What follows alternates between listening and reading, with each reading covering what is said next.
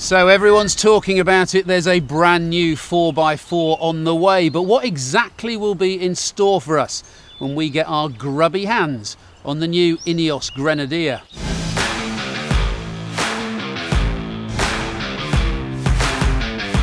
Welcome to Building the Grenadier. Over the next 12 months, I've been given exclusive access behind the scenes to find out exactly what the Grenadier will be and how it will be built. From the axles and chassis to the suspension, the powertrain and beyond. Fancy taking a look? Why not join me?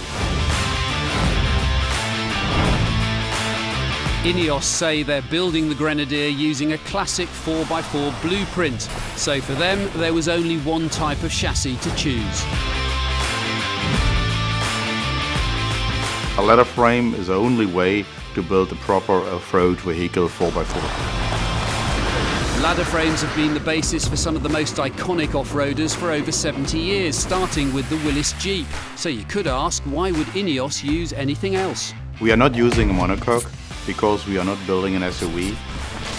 Strong, stiff, rugged and reliable, ready for mud, sand, rock and snow, and ideal for attaching extra equipment like heavy-duty underbody protection or winches, and anything else you need in the field. Well, that's the plan.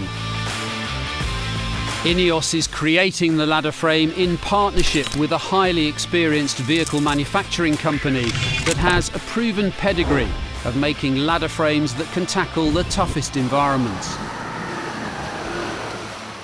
So the engineers are in no doubt at all. The Grenadier's skeleton will be a box section ladder frame. Now they'll happily give you a whole load of science and stats to explain why, but for mere mortals like us, the bottom line is absolutely clear. The ladder frame is super strong and a really well-proven 4x4 platform that over decades has helped aid organisations, conservationists, explorers, foresters and of course farmers work harder.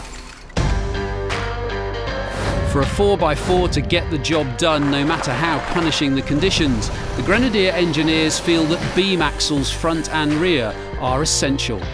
Beam axle is the most robust design we can provide for this vehicle. Ineos looked long and hard for the right supplier for the Grenadier's axles. They chose Carraro. Why? Because of their long history building tough four-wheel drive vehicles, including tractors, making them the perfect fit for the Grenadier.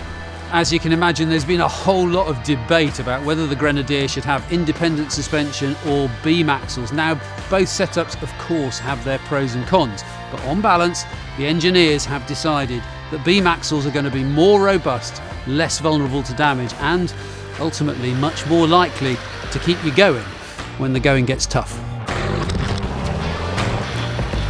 Beam axles front and rear and a box section ladder frame. Ineos's vision for a no-compromise foundation to their ultimate 4x4.